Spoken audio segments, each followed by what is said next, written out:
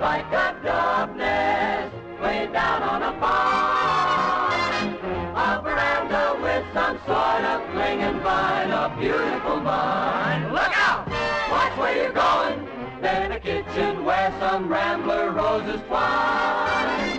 Then we'll have a little small room, a tea set of blue. Best of all, room, dreamy dream room for two. Better than a palace with a gilded dome. Is a love nest, you can go home. A small room, tea set of blue. Best of all, room, dreamy for two in our love nest.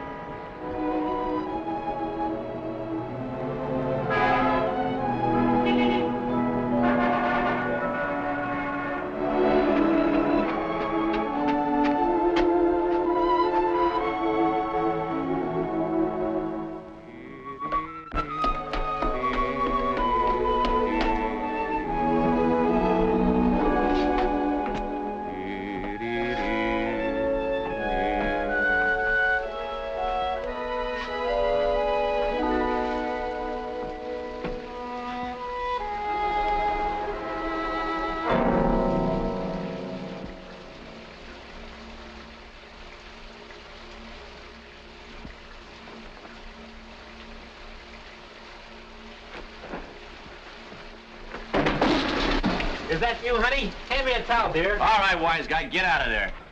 Who are you? The last person you expected to meet. What are you doing in my wife's bathtub? Your wife? Are you nuts? All right, step out of here where I can get a sock at you. Now look what you've done. You woke up the baby. Baby? Doesn't Mrs. Scott live here? No, she moved downstairs. What's the big idea anyway, barging in like you own the place? I'm sorry. Here, you better dry yourself. You might catch cold. Jim! Cut it.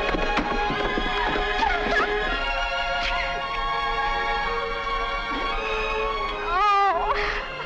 What's the matter? This isn't what I planned. I was going to be all dressed up and just look at me. Oh, darling, I'm such a mess. You're the prettiest looking mess I've ever seen. Why didn't you let me know you're coming home? You want me to go away and try it again? Oh, no. No, from now on, I'm not letting you out of my sight.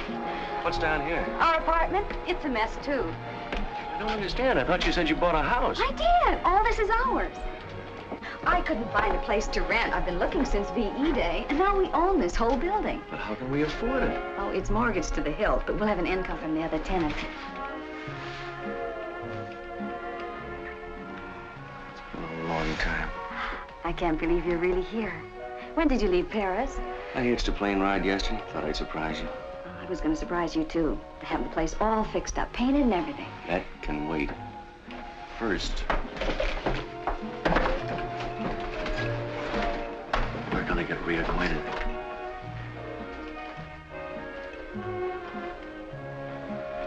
Oh, you knew how much I wanted. Did you miss me? Only 24 hours a day, every day, for 2.5 years. Did you really like the place, honey? It's wonderful. I had all this furniture Mother left me. It was just standing around in storage, so I thought I'd move some of it to the apartment.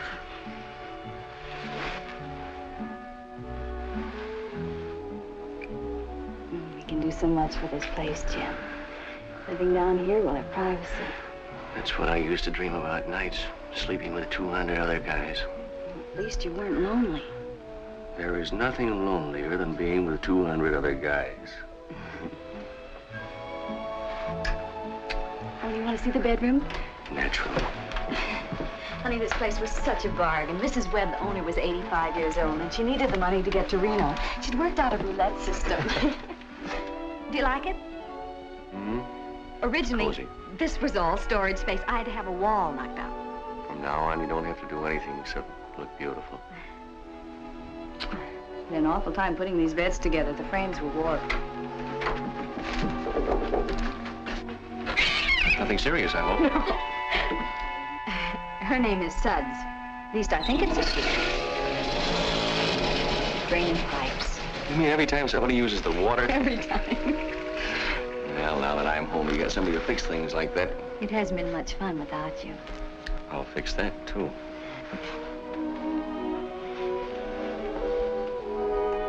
You gained a little weight. Oh, you. There goes the doorbell. Make it go away. I'd better see who it is. I'm not home. You're a landlord now. The landlord is always home.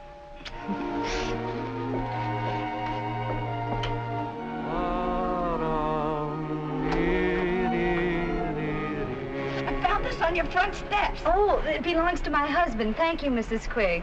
Darling. My water's backing up again. Oh, I'll call the plumber. Mrs. Quigg found this on the front steps. Oh, how do you do? Thanks. I guess you two want to be alone, huh? You know, that's a pretty good guess. Bye.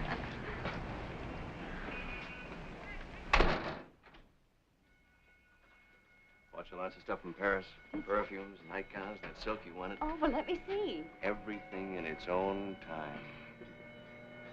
What's that? There's a firehouse right down the street. Isn't that convenient?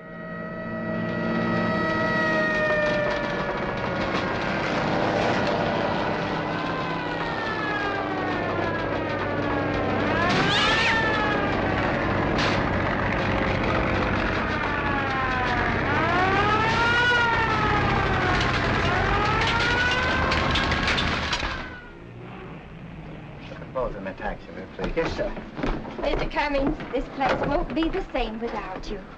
You're the best tenant I ever had. Are you sure, Mrs. Mackey? Can't you tell? Thank you. And may I add that you are a jewel among landladies. Thank you. It's a shame you have to leave for Colorado so suddenly, just when you're getting settled. Yes, that's the curse of my profession.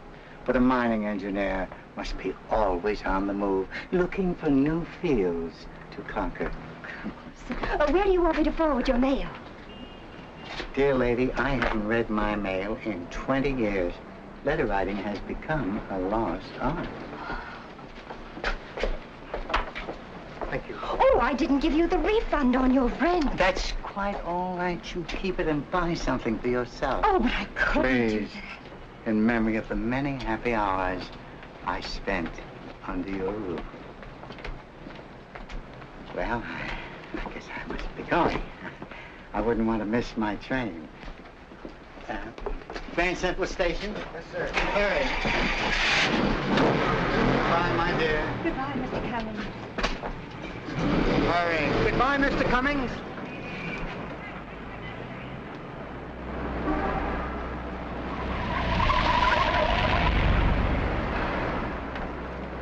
Slow down. But you said you had to catch a train. Did I? Well, that's life, I guess. Take me someplace where I can check my bags. Okay. And then you can drive me to, 337 Gramercy Place. Kitty, kitty, kitty, kitty, kitty, kitty, kitty, kitty. Look, I'm not trying to start a flirtation, but do you live here?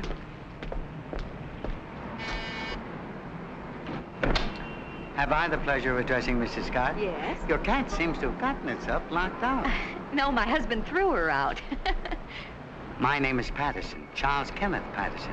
Excelsior Rental Agency said that if I mentioned their name, an apartment might be available. Oh, yes. This is my husband, Mr. Patterson. How do you do? You're a very lucky man. I'll be glad to show you the apartment. Thank you. But somebody's already living up there. I know, the McNabbs. They moved up to 3B because they needed more room for the baby. So now there's an empty apartment on the first floor. Good.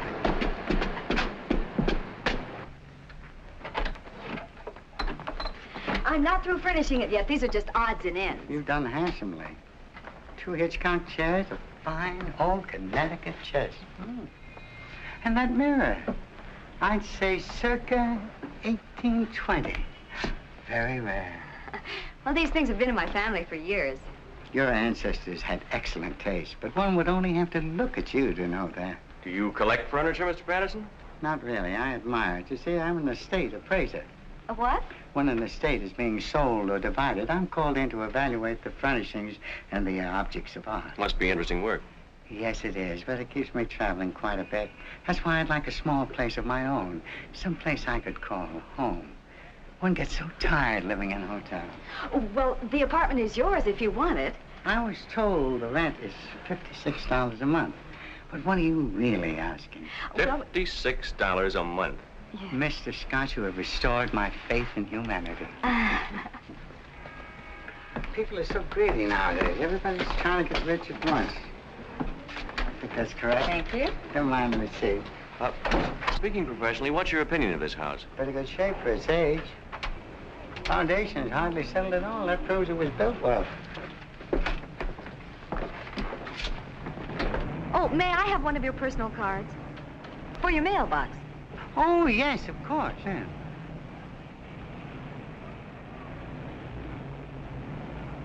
Let me see now. There's this second. There you are. That's fine. Well, I'll be moving in tomorrow. Good. Bye. Bye. Bye. He's charming, isn't he? If he were 20 years younger, I wouldn't trust him in the same room with you unless he were in a straitjacket.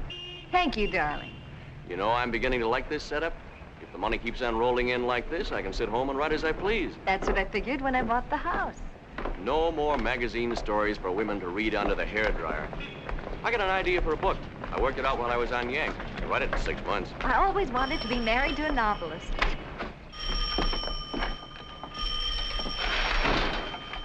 Hello? Just a minute. The feature goes on at 5:36 and then again at 8:13. The break is at 7:54. You're welcome. What was that? Well, people are always dialing this number instead of the neighborhood movie theater. It's less trouble just to keep a copy of their schedule. Why don't you just have the telephone company change our number? Oh, if we complain, they'll take our phone out. It isn't listed in our name. Oh. Well, it's those little touches that make a house a home, I always say. How much money we got in the bank? Oh, about $300, I think. Is that all? Well, the down payment was $4,000. But at least we're not living on our savings. We've got our money working for us. What's our monthly income? Now that all the apartments are rented, we'll net about $190. Hey, that's not bad. I knew you'd be pleased. What do you say we take a vacation before I get to work? We can go on a camping trip, make a second honeymoon out of it. Oh, we never really had a first one. This one will be a double-header. Oh, I've got to call the plumber. Mrs. Quigg's water's backing up and she can't use her sink. Oh, her sink. What do you say I take a look at it? You? You don't know anything about plumbing? You'd be surprised at the things I picked up in the Army. I probably would. But I thought you wanted to rest on your first day home. That $190 a month isn't going to go very far if we start calling in outside talent. You got any tools in this joint? Sure. Come on. Why did you have to turn off that valve in the cellar? That's the first thing any smart plumber does. What's happened to the water? Oh, we just shut it off for a minute, Mrs. Thompson. Oh, by the way, this is Jim, my husband. How do you Certainly do? use a man around here, but I'm broad-minded. Next time I wish you'd warn me. If I don't get my dishes done, I'll have ants. I'm sorry. Hey. Oh, the water will be right on, Mr. Hanson. I'd like to have you meet my husband. Hello. I have a feeling the natives are not friendly. They're all right when you get to know them. Oh, Ed Forbes. What about him? He's back from Washington. I'm supposed to have dinner with him tonight. But I'll call and tell him not to come. I kind of like to see the old joker, but not tonight. Well, come right in. Mr. Scott's going to fix the drain himself. He knows all about plumbing. Oh, really? I admire a man who's clever with his hands. Well, where's the patient? Patient? Oh, in here. Now, here's what happened. Every time I turn the faucet up. Well, that's funny. Well, The water's turned off downstairs. Oh, you didn't have to do that. There's a cutoff right under here. Oh, it doesn't matter. I'll have it fixed in no time at all.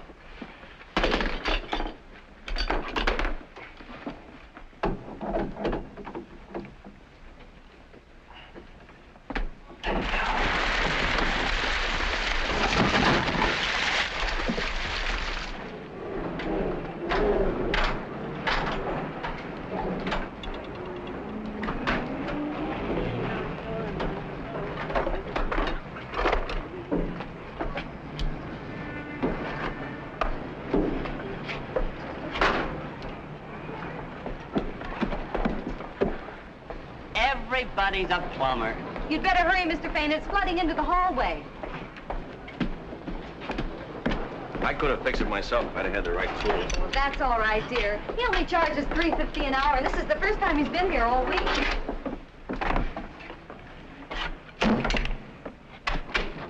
What do our our operating expenses come to? Well, the first month, we only spent about $60 more than we took in, but... Only? Do you mean we're losing money? Oh, you always lose money at the beginning. The roof had to be repaired, the furnace, the water heater. But I thought you said... Well, I guess I better forget about this novel and start knocking out a few stories for the hairdryer trade. Oh, but the house will start paying for itself any day now. I'm gonna make sure it does. Have you been keeping any accounts? Mm-hmm. Now, let me see. I packed them away when I was moving. Oh, well, anyway, when you owe people money, they always remind you about it. Doesn't anybody owe us money? Just Edie Gaynor. Her rent's only 3 days overdue. Well, why haven't you collected it? Well, Edie's been so friendly to me, I kind of hate to ask her for it. She's a widow and doesn't have very much. Now, listen. We're not here to make friends. Every cent that we have is sunk in this place, and if we're going to put it on a paying basis, we've got to be firm with the tenants. All right. All right. You do it. Me? You're the landlord, darling.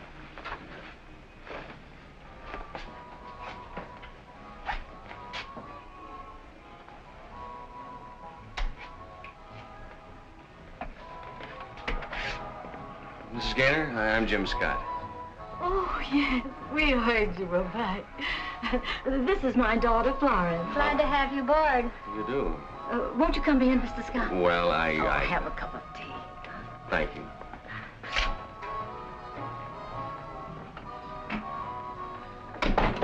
All the fellas will stop. Look. When you use champagne. Thank you for tea. Drop in again. Oh, just a minute, Mr. Scott. I keep forgetting to bring this down. What is it? Our rent check. Oh, is your rent due now? I didn't know. I'm new here. I'll bet he didn't know. How's it going? Oh, don't worry, pal. We'll cut corners. Try to hold it down. Yeah, the whole thing shouldn't run you more than... Well... Don't worry. Certainly took you long enough. Did you get the rent? That? Well, sure. I just said, by the way, old girl, the monthly gouge is a trifle overdue, so if you'll kick in... This check is dated 3 days ago. It is? That's what a man wants from his wife, encouragement. Oh, George is waiting to help you move the rest of Mr. Patterson's furniture. Oh, no. Now, look, I've got a hard war, and Who's George? Mrs. Thompson's son. He's been a great help to me. This is not the way I plan on spending my first evening home. Hiya. Did you have a nice time in the Army? I'm beginning to think so. You can start with the Davenport. Better grab that end. Ready?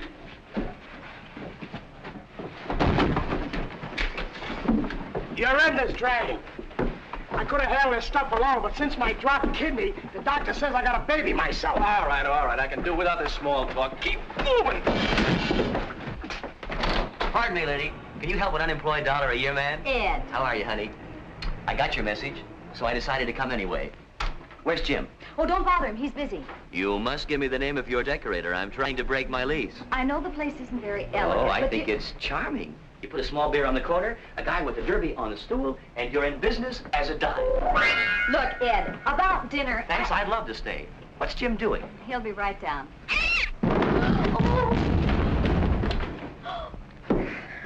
Oh. Welcome home. What else is new?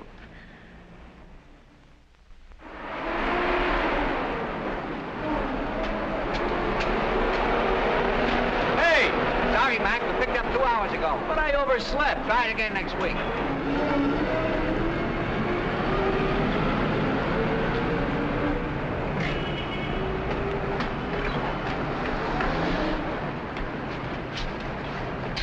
Take my bags up to apartment 1A. I'll take this. Good morning, Mr. Scott. Morning. May I trouble you for my key? No trouble at all. You're a born landlord. That's just a pose. Strictly between us, I come from a long line of tenants. Good morning, Mr. Patterson. Well, good morning, Mrs. Scott. Ah, you look like the veritable breath of spring. Well, thank you. Did you hear that? Mm-hmm. My husband is a writer, but he never talks to me like that. I should squander my dialogue on an audience of one?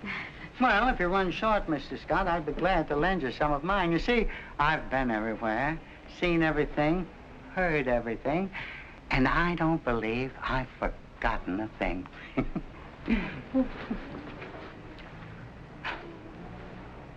Thank you.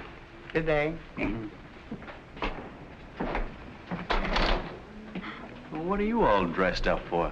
Well, if you're settling down to work, I think I'll go shopping. I have to get material for curtains and some throw rugs. Hey, whoa, and... whoa, wait a minute. I haven't sold anything yet. Oh, this is the first chance I've had to get away from the house. Well, let me see now. What did I do with my wallet? Last time I wore my brown shantung, so it should be in my brown suede bag. Guess it's in my green one.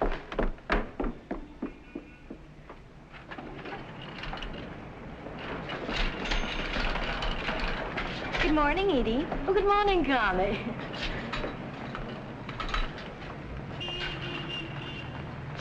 Allow me. Thank you. One more, please. See? Oh. You're very kind. Oh, it's nothing. Oh, on second thought, you can skip the cigarettes. I think we have enough at home. My husband smokes too much anyway. Make up your mind, will you, lady? Oh, Mr. Patterson, I see you two have met. Well, not exactly. Mrs. Gaynor is your next-door neighbor. Making it a very desirable neighborhood. She's also the best cook in the house. Oh, now, really? Please, Mrs. Gaynor, don't be modest. That's an accomplishment to be proud of. You know, I often think that half the troubles in this world are caused by bad cooking. Well, I really haven't bothered much since my husband died. No fun cooking unless you have someone to cook for. How true, how definitely true. I guess I better get back and fix Jim's lunch. He's been alone in the house all morning, working on a story.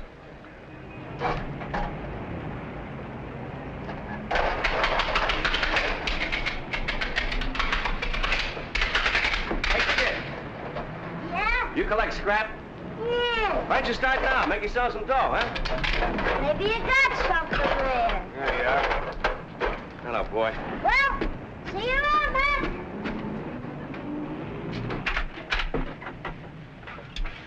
Nobody could tell this wasn't a professional job. Feels good to be doing something constructive around here for a change.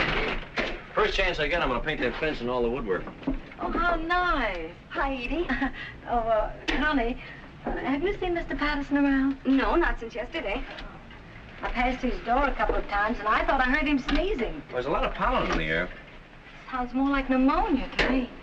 I hate to think of the poor man in there, all alone with no one to take care of him. Well, why don't you knock on his door? Oh, no, that wouldn't look right.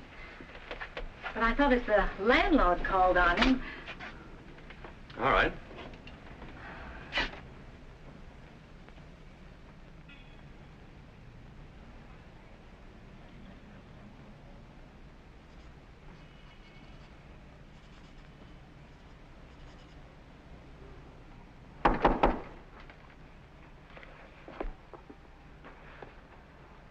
Come in.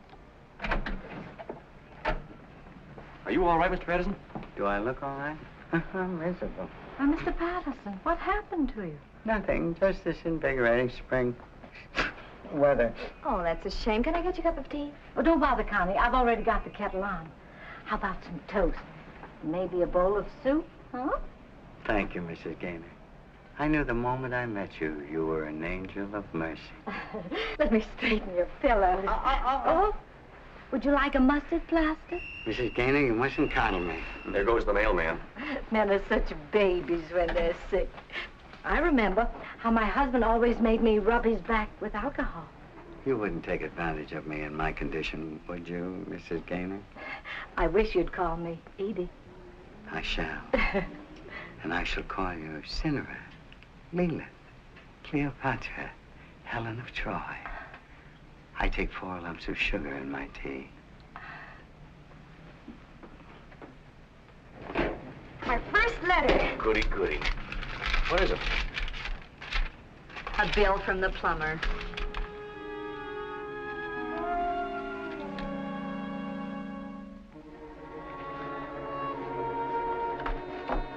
Doesn't that mailman ever bring anything except bills? Tax assessment just about cleans us out.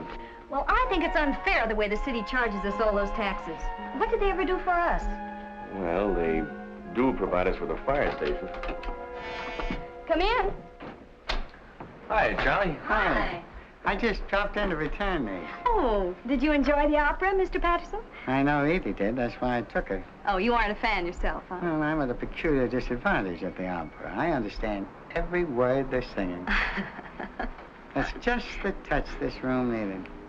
Dutch curtains. Well, I have a very talented wife. Do you mind my asking, what are you writing, Mr. Scott? It's a story about a landlord who goes berserk and murders all of his tenants. Oh, he's kidding. It's really a story about Paris. You know, I've often thought that maybe my experiences might make a good book. That is, if I could find a real professional writer to whip it into shape. Well, when you do, I'd like to read it. So would a lot of people. But I doubt if any publisher would even touch it. I guess you have led a pretty full life. Please don't make it past tense. I'm not through yet. Do you happen to know the brand of perfume Miss Gaynor uses? Florence?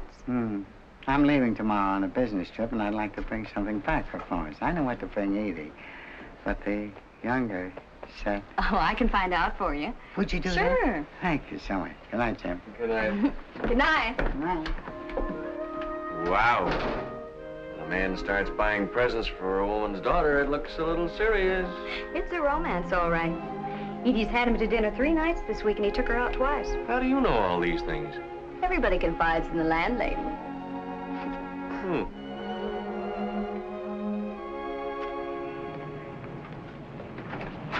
Good morning. Good morning. Got any 50-cent haircuts for $1.25? The speciality of the house. Hi there, James Boy. Hello, Charlie. Your next, sir. Thank you. Getting overhauled for your trip? Yeah, kind of slightly around the edges. Oh, Jim. What? Did your wife get a chance to talk to Florence? Oh, yeah. She uses flaming passion, but what she'd really like is something called You Can't Take It With You, only she hasn't courage enough to buy it herself. I'm beginning to believe that girl has hidden depths. Do you want a high polish or a dull finish? My dear, I don't think anything you'd start could possibly have a dull finish. What do you want done with your mail while you're gone? Oh, Jim, I never write letters, and I don't encourage anyone to write me. You know, I heard you can get in trouble using the mail. Would you like a facial massage? Well, it won't do any good, but it may give me confidence. Go ahead.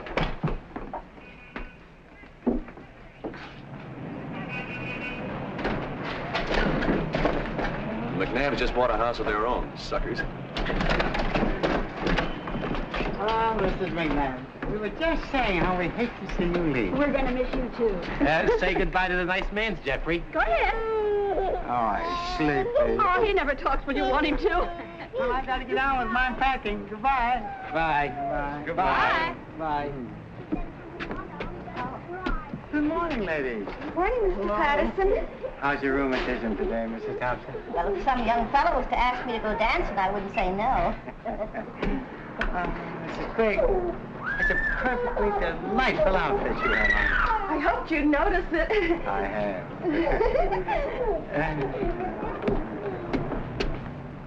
Sure got all the women around here acting like schoolgirls. They love it.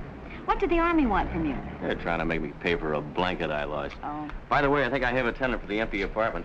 While I was down there, I met somebody I knew overseas who's desperate for a place to live. I'm sorry, darling, but I just phoned the agency, and they're sending a woman over to see it. Tell her it's been read. Well, no, that wouldn't be fair. But- I know we ought to give preference to veterans, but since I promised to show This it, I is don't someone I owe a favor to. I don't remember if I wrote you about Corporal Stevens or not. Scott? Yes. I'm Mrs. Arnold. Oh, you're here about the apartment. This is my husband. Hello. Well, right this way. Let me do all the talking. Now, take good care of yourself, Charlie, and don't catch any more cold. All right, Edie. But with you nursing me, it's a pleasure to be here. Will you write to me and let me know how things are going? I'll do better than that. I'll phone you every day. Oh, Charlie. Goodbye, my dear.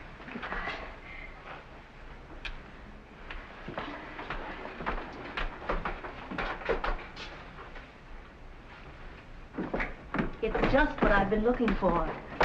Don't you think the rent's a little high? Oh, no. It's very reasonable. Of course, if you don't mind climbing 2 flights of stairs. The place I live in now has 4 flights. Oh, I'm sure you can do better somewhere else, Mrs. Arnold. This place is cold in the winter and hot in the summer. The neighbors are noisy. I think I'm going to be very happy here.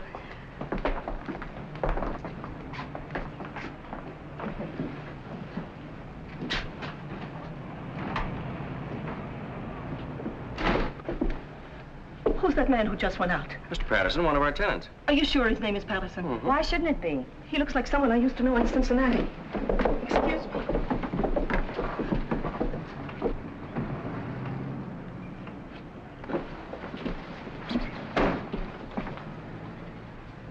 I could have sworn that was Paul Chapman. Do you know if he was in Cincinnati about 12 years ago? Oh, we don't even know where he was last week. I only wish I'd brought my glasses with me. About the apartment. Oh, I think we'd better forget it. Oh, you do? I couldn't bear to live under the same roof with someone who reminded me so much of Paul. Thanks for all your trouble. That's perfectly all right. You know, I have a funny feeling about Mr. Patterson, kind of a premonition. I'm glad I'm not married to a woman with a suspicious nature. I guess you can call your friend about the apartment. All right. You ought to know something about our new tenant. Bobby was my colonel's driver. And... I'm sure anybody who was in the Army with you is all right. But, Connie... I wonder if his name really is Patterson.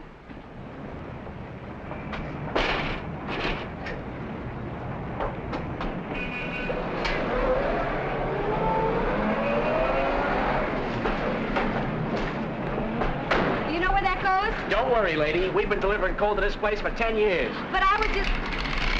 That goes to here. Touch this fence. My husband just painted it. Big deal. Pardon me. Are you the janitor's wife? No, I'm the landlord's wife. Oh, I'm sorry, Mrs. Scott. I had no idea. My name is Roberta Stevens. Jim just called me about the apartment. Oh, well, there must be some mistake. My husband's renting it to somebody he knew in the Army. Well, that's me. I was a WAC. Jim and I were stationed in Paris together. Just a minute.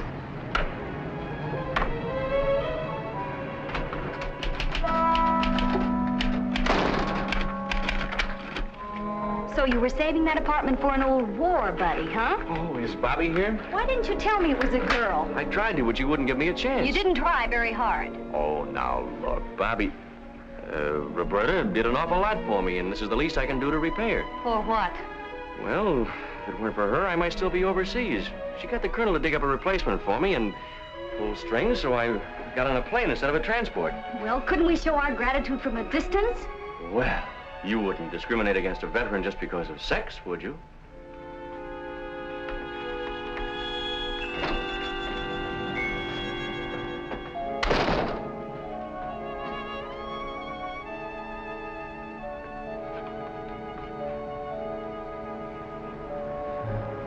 Say, remember the night I drove you to the airport? Uh-huh. Well, on the way back to Paris, I hit a hay wagon. You never saw such a mess. Took me days to get the straw out of my hair. None of the girls would believe me when I told them how it happened.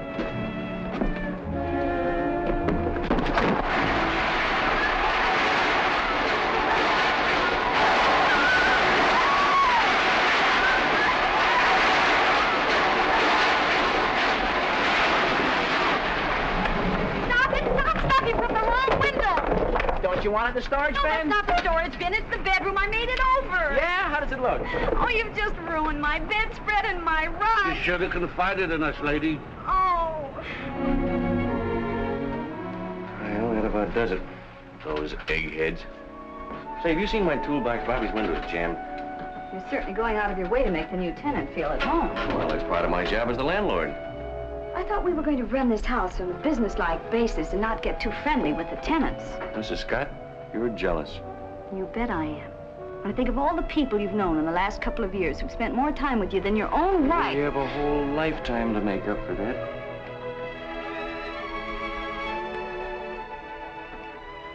Hey, don't we have an anniversary long about now? I don't like to point, but it's tomorrow. Well, that's perfect timing. I'll have my story finished, but then we go out and celebrate. I wonder where I put that toolbox.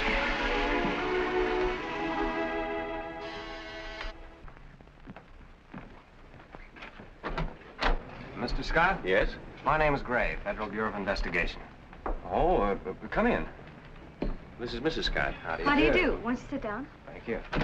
Look, if it's about that army blanket I checked out and didn't return, I'm afraid that's a little out of my line. I just want to ask you a few routine questions about one of your tenants, Mr. Charles K. Patterson. Is there something wrong? No, this is just a routine inquiry. How long has he been living here? About 10 days.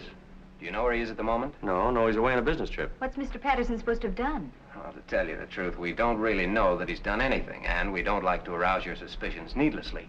You see, we get dozens of tips like this every day. Many of them prove worthless, but we've got to run them all down. Now, when do you expect Mr. Patterson back? He didn't say. Does he seem to be prosperous? Well, he carries quite a roll. Income tax? Sorry. I'm not at liberty to discuss the reason for our Oh, investigation. Mr. Gray, this is very important. Is he dangerous? Don't alarm yourself. If Mr. Patterson is the man we're looking for, and I'm not saying he is, you're in absolutely no danger, Mrs. Scott. Look, you can tell me. What do you got on this guy? Well, if we had anything on him, I wouldn't be asking you these questions. Is there something we can do to help? Yes, there is. Just forget I was here. Goodbye. Goodbye. You see, my hunch about Mr. Patterson was right. Oh, it's probably back taxes, or maybe they got a crank call from that woman who mistook him for somebody she knew in Cincinnati. What makes you think Mrs. Arnold was mistaken? Well, you heard what she said. She hadn't even seen this guy in 12 years and didn't have her glasses with her. No, I still think there's something peculiar about him. I wish I knew what he carries around in that briefcase. What suddenly turns you against Charlie? I thought you liked him.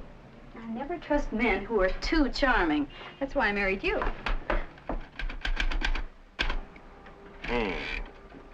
T-H-E-E-N-D.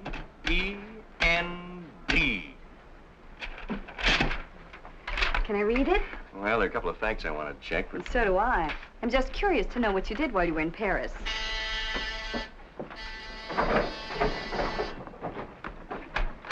The best man coming. Happy anniversary. You're a day early, Ed. You want to crowd you tomorrow night. Oh, champagne! Don't just stand there, boy. Get out those hollow stem glasses. I got it. You got what? A present for you from your wife, which you can pay me for later. And you can open it now if you want. All right. You know, I'll never forget how you looked on your wedding day. I've always wanted to do my living room in that shade of green. Oh, this is absolutely beautiful. What is it? Tropical hammock, certified 100% war surplus. I thought it would make up for that camping trip we couldn't take. Thank you, dear. You can put it up in the backyard. Just imagine we're in the Maine woods. That won't take much imagination. That grass hasn't been cut out there in months. Anyone for champagne? Oh, it doesn't seem like we've been married for 3 years, does it? That's because you haven't been working at it, or at least not in the same place. Cheers. Cheers. Cheers. And cheers, Ed. Hmm. That's good. I wanted to ask you something. What's the name of that cafe in Paris where the existentialists don't hang out? Well, I haven't been to Paris since I was 9, and my mother never let me out of her sight for a moment. Maybe Roberta would know. Why so formal? You mean Bobby, don't you? Say, what is this? Do I detect a note of dissension? A family rift? Guess who came to stay at our house? An old flame of Jim's. She is not an old flame. Just because we were on the same side during the war... A whack? Yeah, it was a big army. And you moved her into the house? Shocking. Did you collect the first month's rent from her? No, it slipped my mind. You'll probably have to wrestle her for it. Sounds like a thoroughly disreputable young lady. How soon can I meet her? Well, if you want to come over some afternoon and help me clean up the yard, why... Pardon me. Oh, hello, Mrs. Scott. I brought you the rent. Thank you. Seems strange giving money to a man you know. I'll bet it does. In case you didn't catch my name, I'm Ed Forbes. Oh, yes. I've heard a lot about you from Jim. You're a lawyer, aren't you? I practice before the bar, also behind it. Can I offer you some wine of the country? I love it. If there's one thing I have a weakness for, it's champagne.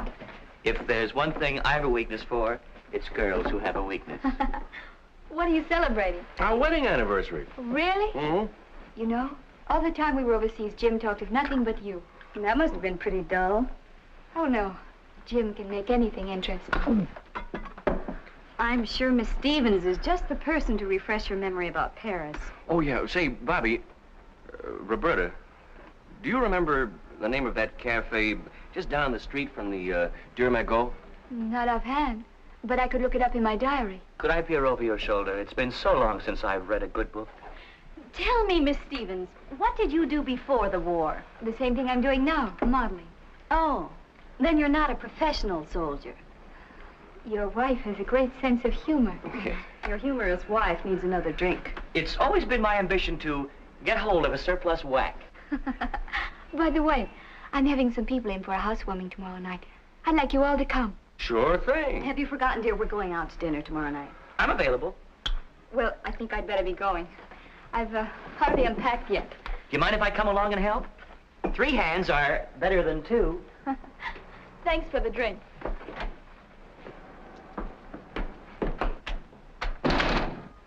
He's walking right into a trap. Yeah, but look at the babe.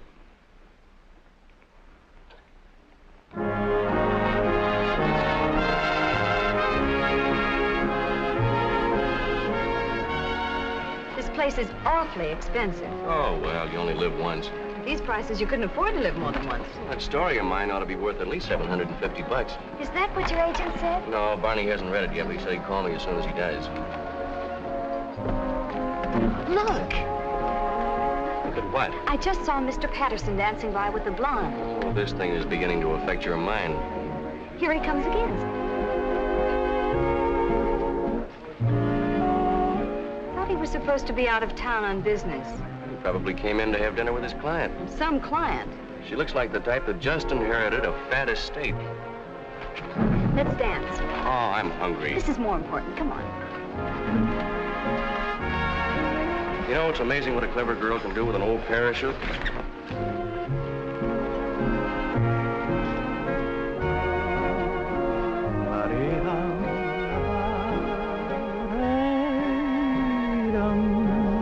You have a very romantic voice. Untrained, of course. Like the thrush warbling his native wood notes. Wild.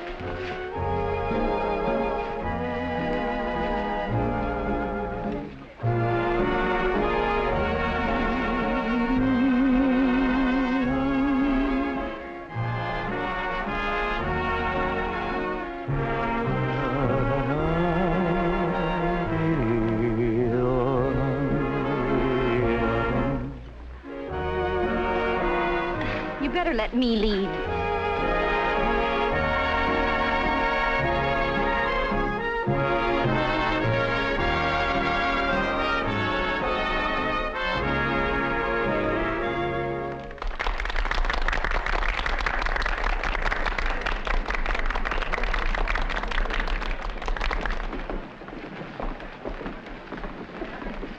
Through playing private eye? Well, that makes at least 3 women in his life, including Mrs. Arnold and Edie. You must be some kind of a bluebeard. There's only one thing wrong with your theory. All those women are alive and healthy. It's Edie, though, I'm worried about. Suppose he's already married. Excuse me, darling. Where are you going?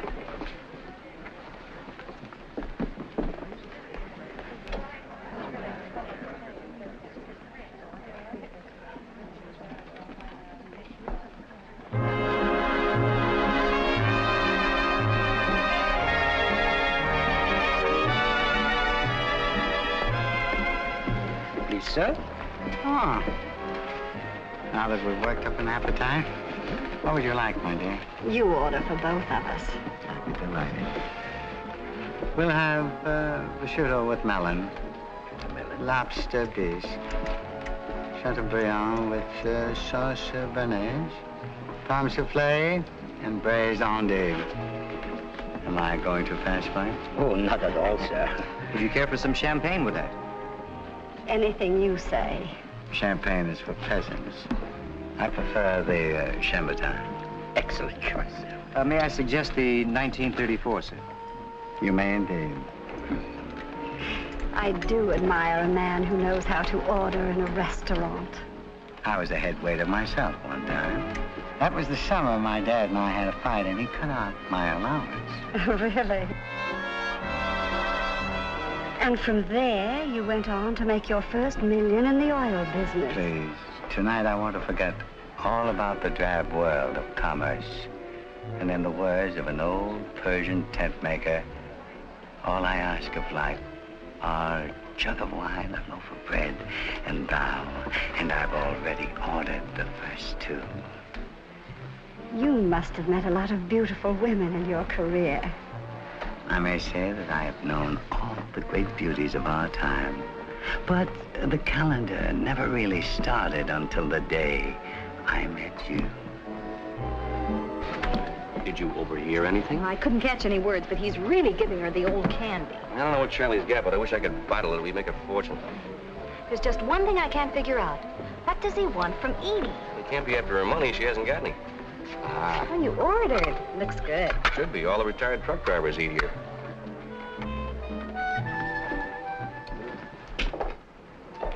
We really ought to tell Edie what we saw. Don't start mixing in the affairs of our tenants. It's none of our business.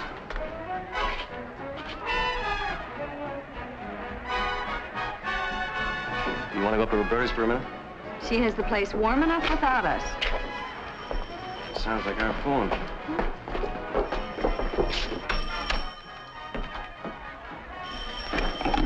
Hello. Oh, Oh, hello, Barney. How'd you like the story? What do you mean it won't sell? It's as good as anything I've ever written. Well, aren't you even going to submit it? Maybe I better get myself a new agent. All right. I'll drop up the office tomorrow morning. What makes him a critic? Oh, he's right. The story's no good. Then you'll write another one that's better. In this madhouse, how can I concentrate on my work when there's a new crisis every 5 minutes? I can't even sit down and write my name without... What's the matter with those lights? I wonder if I paid the light bill last month. Well, this is a fine time to think about that. Well, I'm sure I did. I'll check the fuse box. Oh, be careful. She can see in the dark. I can't. I guess I'd better go and calm the tenants down.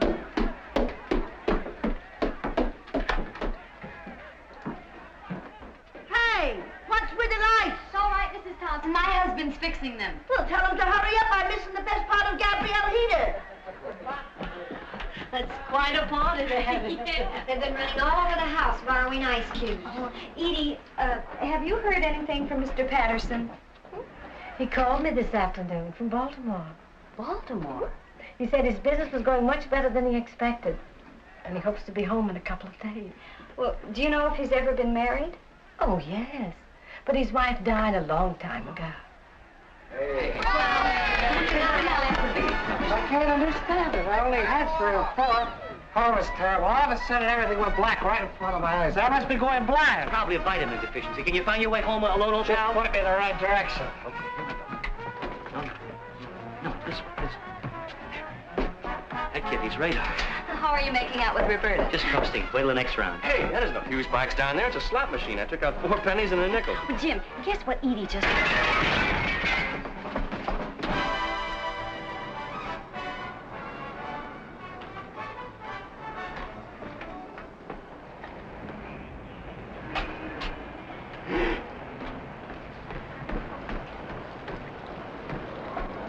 Good morning.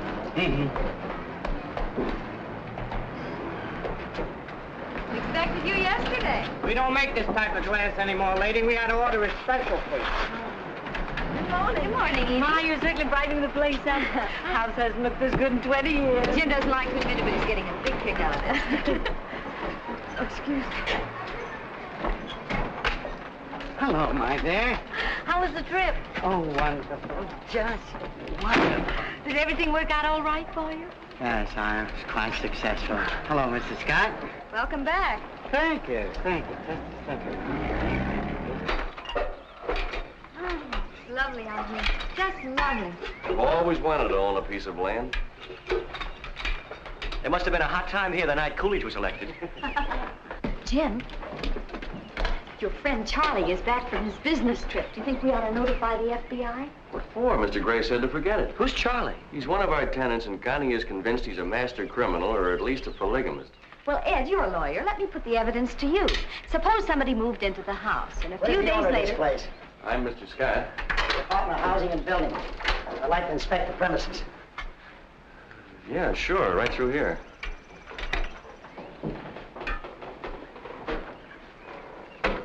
Why don't you slip into something comfortable and join us? Well, I wouldn't want to give the boys too much inspiration. Excuse me.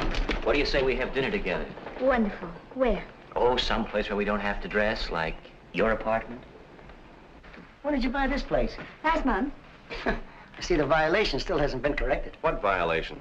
This violation. You know, I got exposed wiring, which is illegal, but the wires are defective, too. This house is a fire hazard. You been here before? We took the previous owner to court twice. The last time she was fined, given 30 days to correct the violation. The deadline was a week ago. Oh, we didn't know anything about it. Mrs. Webb never mentioned it to me. Well, the law is very clear on that point.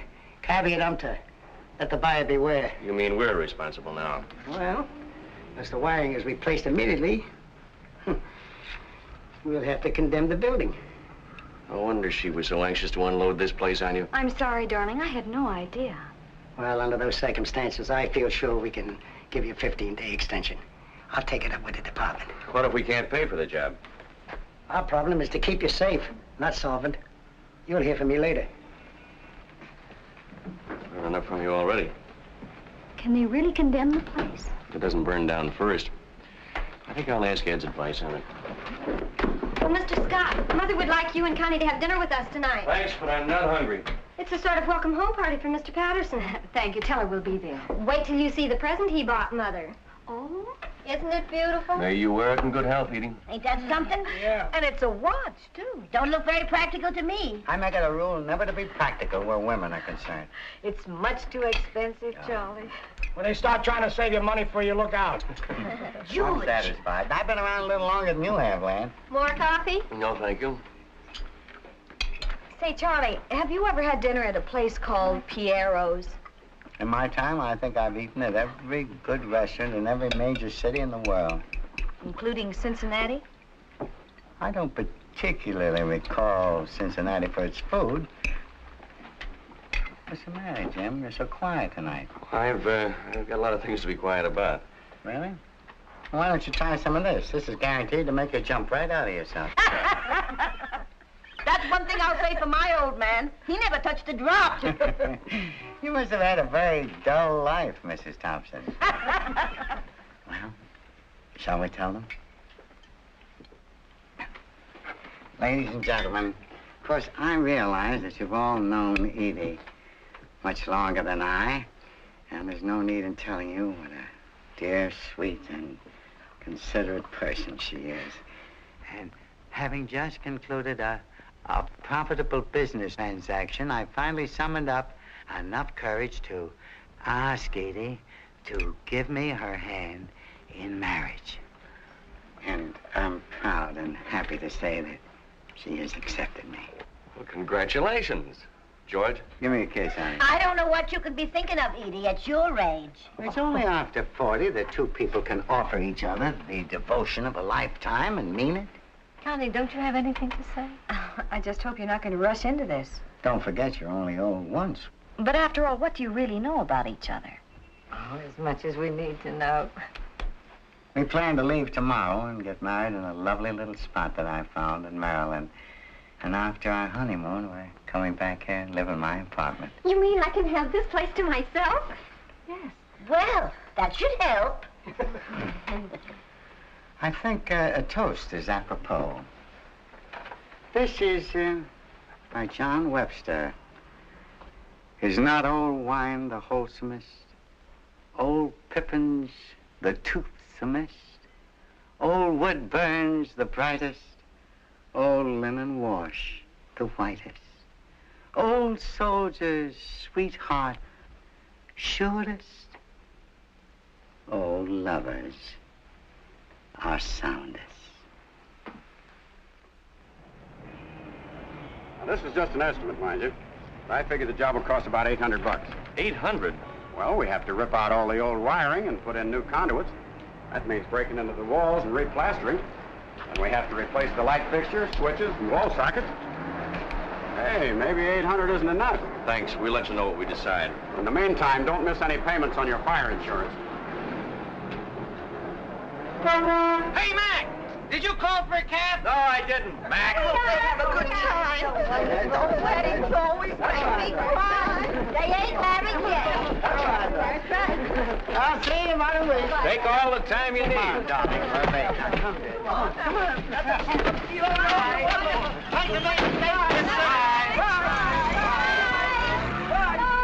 I wish I could be going on a honeymoon when I'm his age. Why wait that long? Huh? Poor Edie. Now we may never see her again. What are you talking about? Running off like that with a perfect stranger who's been carrying on behind her back, and he's probably wanted by the police. And how do we know if he even intends to marry her? We have other things to worry about. What did the electrician say? His estimate is $800, which is $800 more than we've got. What are we going to do? Well, we can always convert to candlelight. It's more romantic that way. No, I mean seriously. Seriously? There's only one thing to do. Sell the house. Sell it? Oh, no, we couldn't. It's better than having it condemned. Oh, but after all the trouble I went through getting it... We've had nothing but trouble ever since. Oh, we can raise the money somehow. Honey, I just told you, we're broke. Or to use a fine old Latin phrase, caveat emptor. The cupboard is bare. Well, I'll sell the furniture. Some of these pieces are valuable. You'll do nothing of the kind. We're not going to sleep on the floor just so we can have a roof over our heads. Well, if you don't care enough about the house to hang on to it, if you're going to give up the first time we have a problem... Oh, next month something else will go wrong and we'll wind up hocking our clothes in the typewriter. We might as well get our money out of it while we still can. Just when I was getting this place fixed up to look like a real home. I know, and I appreciate what you were trying to do with it. But this is Operation Rat Hole. For 3 years, I saved my pay and sent it home to you so we could build up a nest egg, and what have we got to show for it? Well, I like that. What did I do with the money? Buy mink coats? Go to nightclubs? I put every cent into this house so you could have a place to write in peace and quiet. Oh, no. Hello. No, we do not have a midnight show.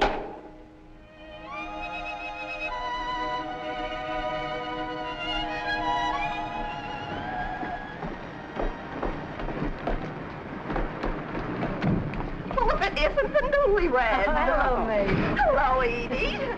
How was your honeymoon? Mrs. Quaid, we have both been married before.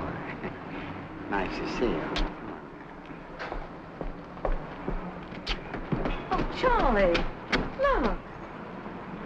Oh, no.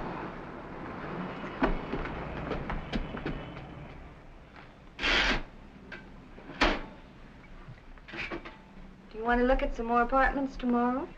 What's the use, honey? We can't afford any of those deals. Pay for redecorating, buy the furniture, slip them $1,000 for the key. Now, maybe you're beginning to see what I was up against. It's people like that give the profession a bad name. Well, if you're going to sell a house out from under me, we have to find some place to move to. Hello, Charlie. You all married and everything? And everything. Good evening, Mrs. Scott. Good evening. Did you bring Edie back with you? Naturally. I hear you're selling the place. If we can find somebody to buy it. I'd feel terribly sorry to see you leave.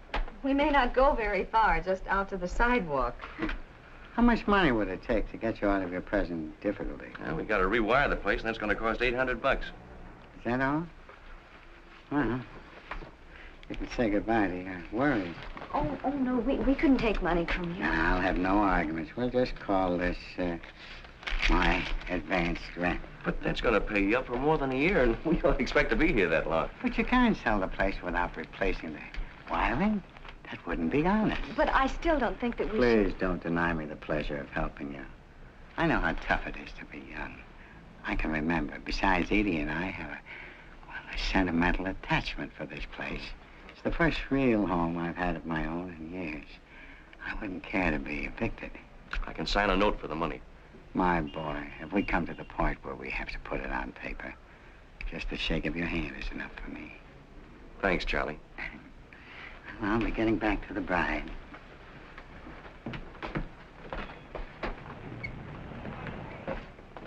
Why did you let him force it on you like that? Well, we're obviously not going to unload this place before the deadline. But I don't like it. How do we know where Charlie gets his money? Playing hunches again. You're the girl who thought he was going to bring Edie back in a trunk, remember? Well, anyway, I still think we'll get an offer. Well, we haven't so far. If the place is condemned, we lose everything. How do you do? Good evening. My name is Nolan. I have a real estate business in the neighborhood. Oh, come in, Mr. Nolan. Thank you. I noticed your sign outside. I was wondering if I could list the place. Oh, yes. You know, I'm a little surprised to see it offered for sale so soon again. What are you asking for it? Just what we paid, $22,000. 22. For this dog? Well, it was offered to me only a few months ago for $17,500. My wife knows a real bargain when she sees one. But we've made improvements. Now, you can't fool me just by slapping a coat of paint on the outside. Now, this is a sick house. If you decide to come down in price, let me know. Goodbye. Good evening.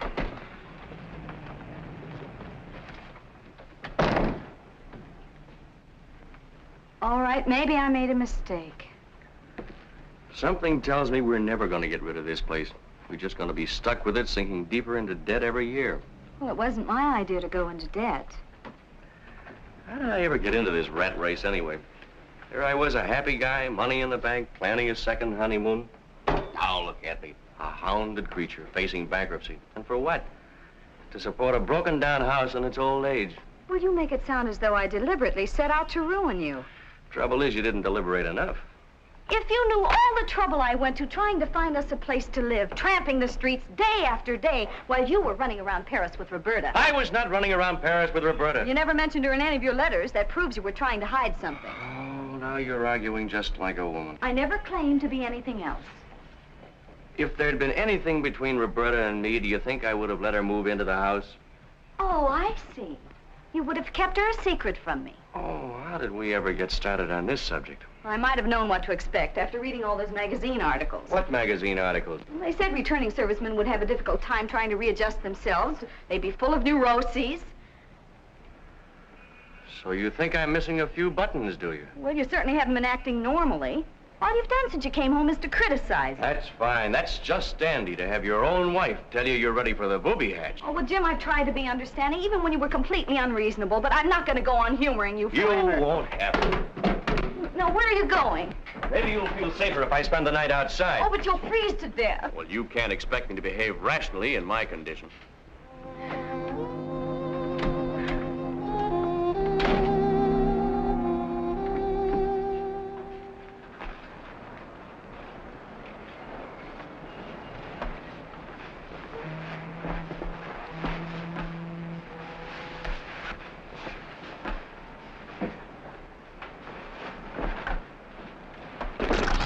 Get out of here. Go away.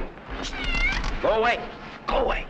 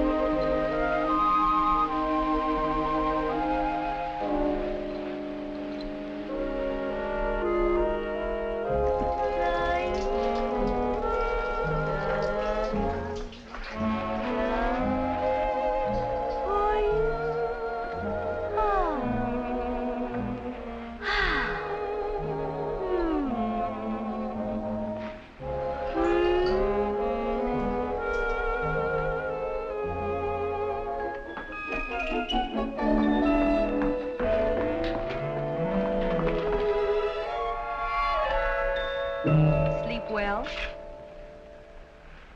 Yes. I mean, no. I was just... My hammock broke down. Roberta's apartment was empty. She was away over the weekend on a Never modeling mind job. about that now. Look at this. So what? That's the same woman we saw Charlie having dinner with. How can you tell? She's only got half a face. And the description of the man who swindled her sounds exactly like Charlie. You're jumping at conclusions. They're jumping at me. Listen. Mrs. Fraser met the dignified old gentleman at a swank hotel where he was registered as Peter Chadwick. After a whirlwind courtship during which he showered her with gifts, Mr. Chadwick proposed marriage. He also offered to invest part of her capital in his alleged enterprises. The attractive widow turned over $12,000 to her fiancé, and that was the last she saw of him. After waiting a week, she notified the police. Well, that's the big business deal that Charlie pulled off. There's probably some very simple explanation for the whole thing. Let's go downstairs. And how do you explain this?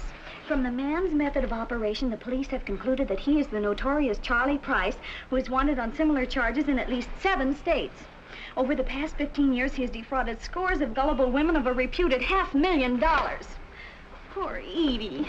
Confidence men don't go around marrying penniless widows and lending money to strangers. All right, we'll give him a chance to prove himself. Yeah, let's do it right now. Oh, I wondered where you disappeared to. I know what you're thinking, but you could be wrong, too. I don't care where you spent last night or any other night. But Roberta just got back. I was still asleep, and I didn't know I'm it. only talking to you because this is an emergency. But that doesn't mean I'm speaking to you.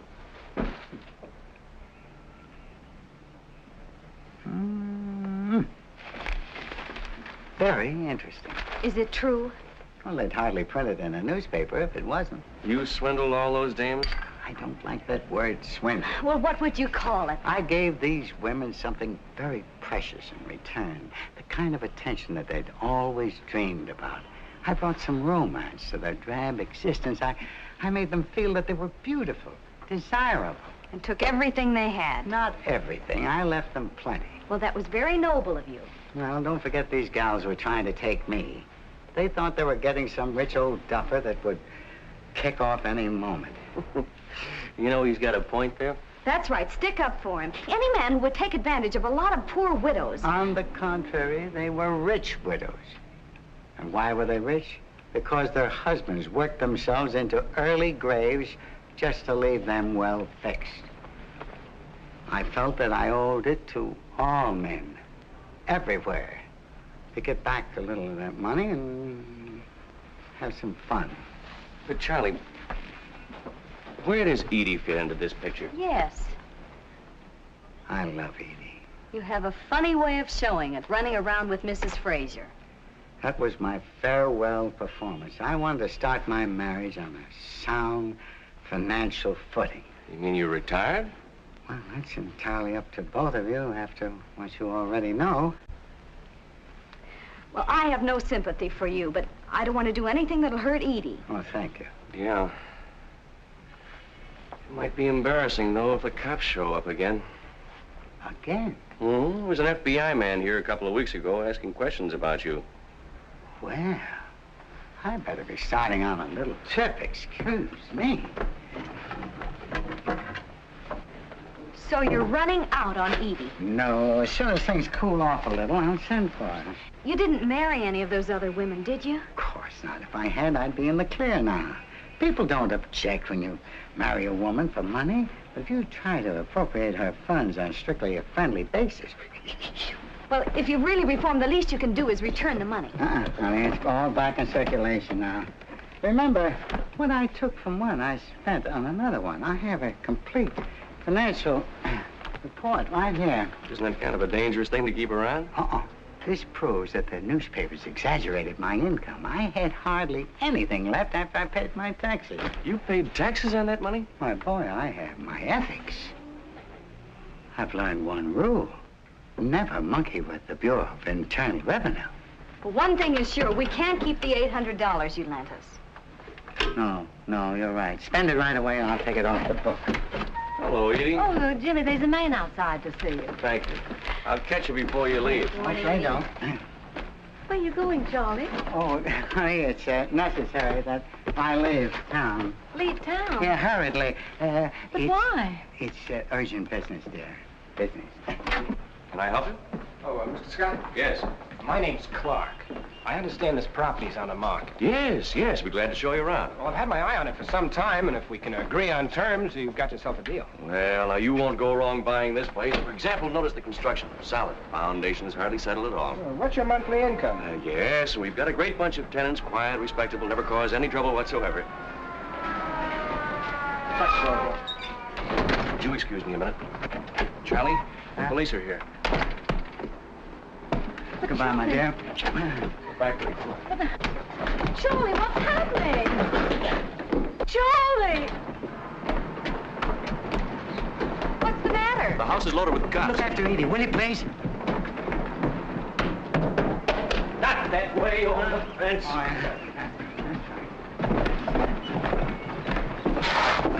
What's the matter? I'm caught on a nail. Oh, well, hang on. What a suggestion. Hold it! No. Get down. All right, all right. Okay, come on, Dad. I'm not your dad. Did you have one? Yeah, Jim. I'll take that. Nice work, Mac. He almost gave us the slip. What's going on here? How should I know? Such commotion. I don't understand. Why should the police want Charlie? Now, Edie, you've got to be brave. What's happened to Mr. Scott? This is no way to do business. Oh, Carl. Bernard. That's him, all right. Oh, I'd recognize him anywhere. That's Paul Chapman. He told me his name was Carl Pearson. Have you ever seen these women before? Yes, I have, and they're all charming ladies. You beast. Peter, how could you do this to me? It isn't true about all these other women, is it? What are they doing to you, Charlie? Edie, you're the only woman I love. And these past few weeks together have been the happiest of my life. I want you to remember that. And nothing I've done and nothing they can do to me will ever change that. All right, let's go. Oh, Bernard, how could you? You and your jug of wine and your native wood notes wild. Did you say all those things to her? Come on, will you? So long, Charlie. Poor guy.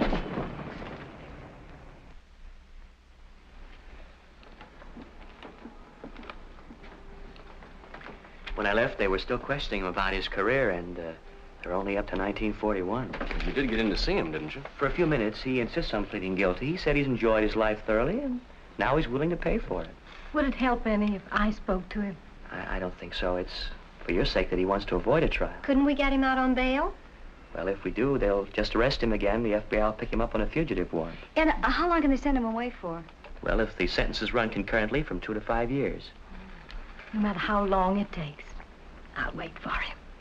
Thank you very much. Good night. Good night. Good night, Edie. What do you think we ought to do about that $800? Well, as a lawyer, I'd say you turn it over to the police. But as your friend, I'd say the same thing. He wouldn't listen to me. There goes the new wiring. I wish I could help, but you know you don't get rich working for the government. We know, Ed. Thank you.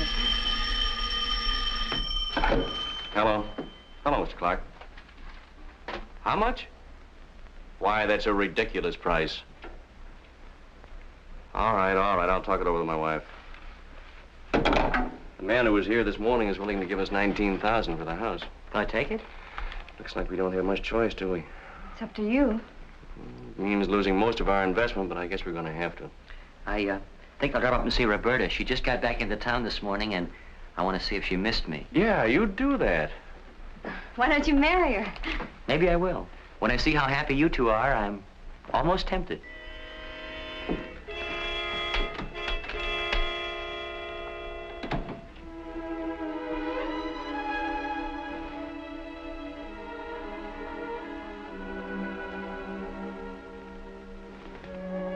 Are you asleep? You know, it's funny. Now that we've actually decided to leave this place, I'm going to miss it. I guess we've done a pretty good job around here. Certainly the best-looking house on the block. The tenants seem to like us. Look what Charlie tried to do for us. What's the matter? Now you change your mind after making my life miserable all these weeks. You know I didn't mean it. All you had to do was say one kind word to me. Just one kind word. I'm sorry, darling.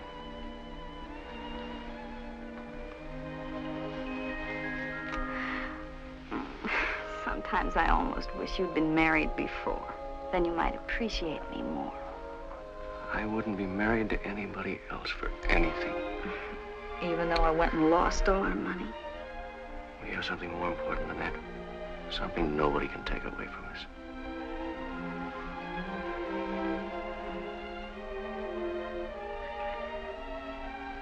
I wish there was some way we could save the house. I suppose it would take a miracle now, wouldn't it? When I was overseas, home meant just one thing. You, not a piece of real estate.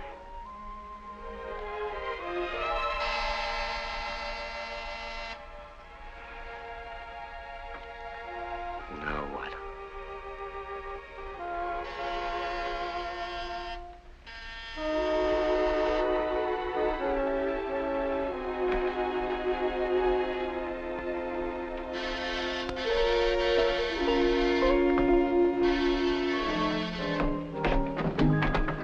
Your name, Jim Scott? Yes. Police Department. We've been going over Mr. Patterson's records. It seems he turned over $800 to you yesterday. That's right. It was a loan. That's not the way Charlie tells it. He said he paid you the money so you wouldn't give him away to the authorities. Why, that's a lie. But Charlie's been very frank with us about everything else. Why should he lie about this? I don't know. I thought we were friends. I even tried to protect him. Then you admit covering up for him. I don't admit anything. My husband was going to return that money in the morning. But if it's all the same to you, we'll go to the station now, ma'am. Oh, is it all right if I change my clothes? Go ahead. Thanks. Your friend, Charlie, your benefactor. I warned you, but you just laughed at my intuition. I don't need a lecture. I need a lawyer. Now get Ed on the phone.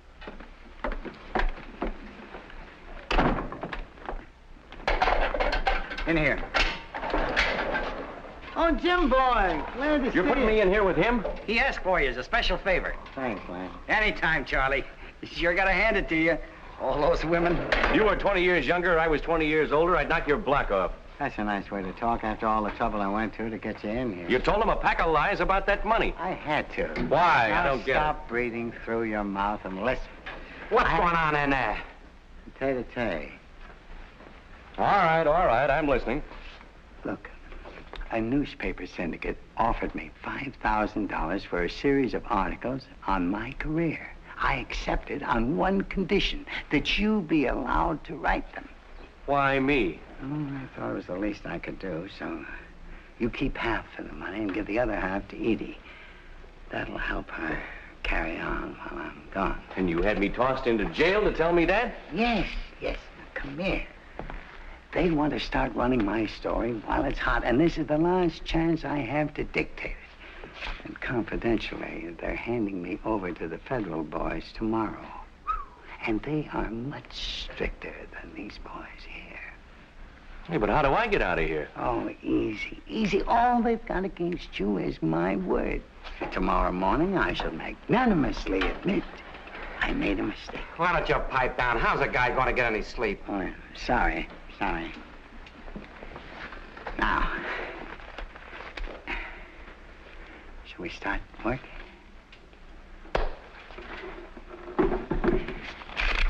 I shall never forget my first conquest. I was 2.5 weeks old. We had a French nurse. But I never seriously became involved in any romance until I had reached the age of 4.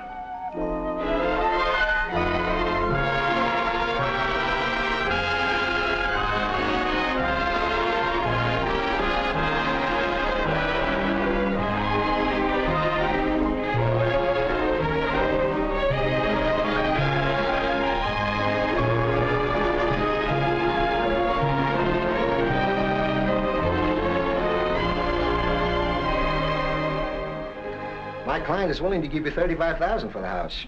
That's positively her final offer, and I must have your answer today. What do you think? You decide. Well, $35,000 is a lot of money, but... But the house isn't for sale at any price.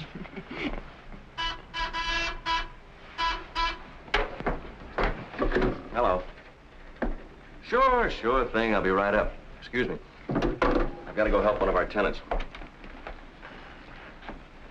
You're making a big mistake turning down this offer, but I know just how you feel about your home. Bye, Mr. Nolan. Goodbye, Mrs. Scott.